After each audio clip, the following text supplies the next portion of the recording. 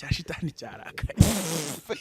umusore utanyezo ugasaba ari umuntu. Ndindahiro Valence Papa. Acha bana we, nta muntu ntabwo wandanza amavi.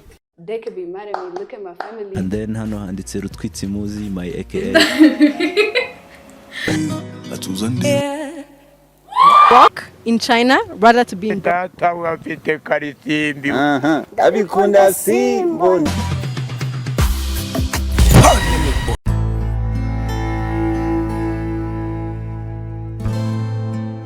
What's up my beautiful ladies and gentlemen, let me hope that you are fine. My name is Badon and Jikumva live kuri mikro za DON-TV. Banje kugiza amakuru menshi yagiye atandukanye kugenda agaruka cyane hano hanze mu myidagaduro. Ngira ngo murabizi ko mu hamaze iminsi amakuru ngo harara y'intamba ariko n'amakuru y'imyidagaduro ari kugenda agarukaho cyane aha hanze. Hagati aho ngaho rero ikintu usabwa ari kimwe ukanda subscribe ugafungura notification ndetse kandi ugakanda like na comment kugira ngo tujye tubasha kubana neza ibiganiro byacu biri kugeraho mu bantu ba mbere nta na kimwe kigucitse. Ngira ngo bamaze kubona ifoto ya Clapton Chibonke ubonaho ya Kamwana ndetse na Nzovu. Aba bantu ngira ngo bamaze no kubona title y'ibyo tugiye kugarukaho. Aba bantu rero ni abantu bose bafite ikintu kimwe bahuriyeho, kuba bose ari abanyarwenya. Ya Kamwana ngira ngo nicyo kintu wamumenyeho, Nzovu nicyo kintu wamumenyeho, na Nzovu yigeze akina n'amafilme ariko ndetse na Clapton Chibonke ngira ngo wamumenye nk'umunyarwenya cyangwa se nk'umukinnyi w'amafilme. Urumva ko abantu bose bafite ikintu kimwe bahuriyeho. Muri kano kanya rero ikintu tugiye kugarukaho ni ibihembo ubita Clapton Chibonke yaje kubagenera abantu bagabo babiri ubona ko bo banabaho mu buzima bugoye, Ya Kamwana ndetse na Nzovu. Aba bagabo babiri Ya Kamwana na Nzovu ni bamwe mu bantu baje ku mbuga nkoranyambaga abantu barabakunda bitewe n'amashusho y'abagenda kwirakwira mu biganiro bagenda bakorana na televiziyo, mu biganiro bagenda bakorana n'ama YouTube agiye atandukanye, aho usanga mu gihe bari kubazwa ibibazo runaka basubiza ibintu bikunze gusetsa abantu nyine bikabashimisha, byaba birimo ubwenge bwinshi cyangwa se nta bwenge burimo ariko ugasanga abantu byabashimishije. Ibi biganiro rero bano bagabo bakora kuri izi mbuga ntabwo bishimisha twebwe gusa, ahubwo binashimisha n'aba bantu tuzi bakomeye, ba bantu tubona tuzi neza ko ari abantu bari seriya bari no mu kazi kenshi ariko no bafata umwanya uhagije bakareba ibiganiro abantu bahungu bakora bikabashimisha bikabanyura. Clapton Chibonke rero uyu ni umwe mu bagabo nabo bakoze cyane hano muri industry cyangwa se mu mwuga wo guterwa no gukina amafilme. Uyu mugabo rero yaricaye areba amashusho aba bahungu bagenda bakwirakwiza nk'uko neho rwose wagiye abona avuga ati abantu bagomba igihembo. Uyu Clapton Chibonke nawe numwe mu bantu bakoze urwenya akina n'amafilme ariko nawe abikora mu buzima bugoye, aho yagize uburwayi bwatumye amumara imyaka 27 anywa imiti igihe cyose ahora ku miti. N'uburwayi yahuye nabwo, uburwayi bw'igihaha buza gutuma igihe cyose akorora ajya ahora akorora. Yango byaje no gutuma hari filime yahagarika, hari filime yaratangiye gukina yitwa Mugisha na Rusine, hanyuma biza gutuma ayihagarika bitewe nuko igihe cyose bapangaga kujya gukora iyo filime hari igihe byahuriranaga nuko arwaye kandi byari ngombwa yuko bagomba guhurira muri iyo filime bose ari babiri, bikaza kurangira rero badahuje. Hanyuma abaza kubona yuko bigoranye barayihagarika. Gusa amahirwe yagize yaje kujya kwa muganga mu mpera za 2023 aragenda, hanyuma ajya kwa muganga baramubaga.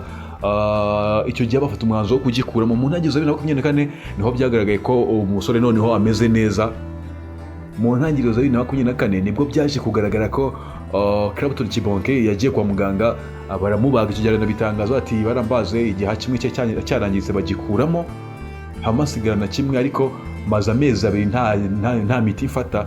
Hanyuma icyo gihe natangaje ko ari umwanzuro ukomeye yari yafashe kuko byanashogaga cyane ko muri icyo gihe barimo bamubaga ashaka kwasiga ubuzima, ariko aravuga ati bitewe n'ukuntu uzi ko ibi bintu bibangamiye ndemera bambaga iki gihe bagikuremo kugira ngo nze gusigarana nawe n'ubuzima bundi bumeze neza n'ibyo nkora bigende neza. Hanyuma aza no gushimira umugore we kuko yaragiye amuba hafi. Numva ni ibihe biba bitoroshye kugira ngo umuntu amare imyaka 27 yarimo arafata imiti abana n'umuntu ndetse ubona ko igihe kimwe akazi gapfa. Urumva iyo harimo ibintu nk'ibyo hazamo no gucika intege, ugasanga umuntu akazi akora runaka kisingiye kugakora bitewe nuko wenda abantu bakwisaha n'isaha n'undi ubuzima bwamucika agacika intege, ariko umugore we akamwongeramo imbaraga akavuga ati uko byagenda kose turi umuryango, hari inshingano ufite ugomba kuza nk'umugabo n'ubwo bwose ufite uburwayi hari ibyo ugomba gukora. Hanyuma rero umugabo ibintu birakunda arongera amera neza. Hanyuma birangiye ahita atangira filime nshya yise Icyaremwe Gishya. Iyi filime yitangiye anayitira izina bitewe nuko kuri we byari ibitangaza ko yarabonye amaze amezi 2 nta miti afata nk'uko yaramaze imyaka 27 abigenza, abona nyiri ubuzima bwarabaye buzima burundu. Avuga ati ibintu ntabwo bibaho. Atangiye no gukora filime rero yise Icyaremwe Gishya nyine n'undi nk'umuntu mushya kuri we cyangwa se nk'umuntu mushya n'ubundi mu buzima butarimo uburwayi, hanyuma araza arakora ndetse abantu barayikunda. Noneho rero yaje kwicara areba amafaranga yinjiza mu byo akora, areba ko hari abantu bari mu mwuga umwe bakora urwenya ariko babikora bakorera abandi nta mafaranga babona, kuko buriya Yakamwana ndetse na Nzovu ibyo bakora n'ibiganiro bakora kuri chaîne z'abandi bantu, ariko ntabwo aribo byinjiza, usibye kumuha amafaranga akira 5,000 akira 10 ugenda urye, akamujyana akamugurira ibyo kurya. Umuntu ati hari uvuga ngo canira gabura, ngira ngo ayo mashusho wakunze kuyabona wo bita Yakamwana avuga ati ino cano niyigabura. Bira byose ntabwo yavugaga bitewe nuko yabaga anyuzwe nabyo, nuko ahubwo yabaga yahawe ibyo yarakeneye.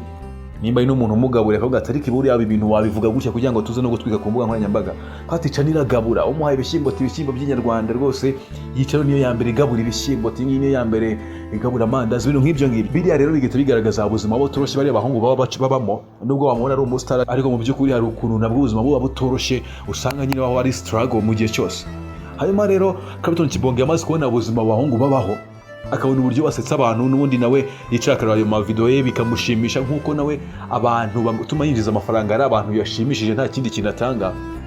Avuga ati nubwo bano bahungu nta mafaranga abona ku ruhande ngo binjize amafaranga nk'ayo twinjiza, nk'uko natwe dusetsa abantu tukishyurwa, ariko mu by'ukuri reka tugerageze nawe ngire ikintu mbagenera. Ni ikiganiro rero bakoreye ku Gihe Culture, ubwo Clapton Kibonge arimo araganira na Rusine, hanyuma bagira ahantu avuga ati rero buriya muri uno mwaka hari ibintu byinshi byanshimishije, muri uno mwaka utambutse 2024 hari ibintu byinshi byashimishije. Nagiye mbona ba Yakamwana ndetse na Nzovu ibiganiro byinshi bagiye batambutsa, ibisubizo batanga ku bibazo babajijwe, kudusesa mu buryo bugiye butandukanye. Aravuga ati hagati aho ngaho rero aba bantu bagomba igihembo mu buryo runaka, cyane ko mbizi ko nabo ubuzima baho atari ubuzima buba bworoshye kandi mu by'ukuri ntacyo baba batakoze. Aravuga ati abantu bagomba igihembo ariko byagenda kose ngombe mbabone mbaye igihembo. Aravuga ati gusa bitewe nuko mbizi neza ko bigoye kubabona, cyane ko ubuzima bwabo bwinshi banabaho nta telefone bagira, Yakamwana nta telefone ndetse Nzovu nta telefone agira. Ubwo rero ikintu usabwa ni kimwe, ni ukugira ngo mbitangarize aha ngaha, ngiye iyo biza ko wenda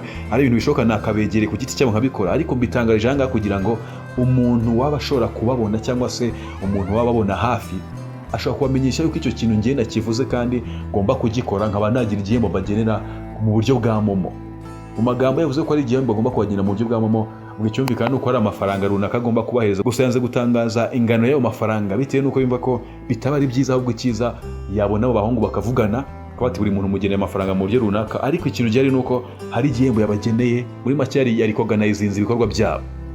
Ni ibintu bikwiye cyane kuba abona ko ari bagenzi be bakora ibikorwa bimwe, ariko bitewe nuko bikora mu buryo butandukanye. Akavuga ati njyewe ndinjiza mu buryo runaka ntunze n'umuryango wanjye, ariko abangaba no kurya bigoye bitewe nuko ibyo bakora ntabwo babyikorera, bafite abandi babikorera, bafite abandi bakuramo inyungu zirenze izo bakuramo, bo bakabukuramo ayo kuramuka, ayo kurya muri ako kanya, ariko ubuzima n'ubundi bugakomeza bugoye kuri bo. Ati hagati aho nanjye ngomba kugira ikintu mbasangiza, ngomba kubasharinga ku nyungu mbona mu byo nkora, kandi nanjye biza nta kintu kidasanzwe nakoze nk'uko nabo bakora. Mu by'ukuri nta kintu kidasanzwe Clapton Kibonge yakora, usibye wenda kuba hashyiriye amafaranga ashora, ariko ibyo akora ni nk'ibyo bari abahungu bakora, usibye ko wenda babikora mu buryo butandukanye. Aravuga ati rero ngomba kugira ikintu mbagenera. Uyu ni umutima mwiza n'umugabo yagaragaje, yirengagije ubuzima bugoye yagiye acamo nuko byagiye bigenda. Bati aba bantu ngomba kugira ikintu mbagenera. Hagati aho ngaho rero iyi ni DONTV nk'ibisanzwe, ngiye nitwa Badon, tuba tukugezaho amakuru nk'aya ngaya. Ikintu usabwa ni kimwe nabikubwiye dutangira, ugomba gukanda subscribe, ugafunga notification kugira ngo ibiganiro byacu bijye bikugeraho umunsi ku munsi nta na kimwe kigucitse. Hagati aho ngaho ukomeze guhirwa n'ibihe.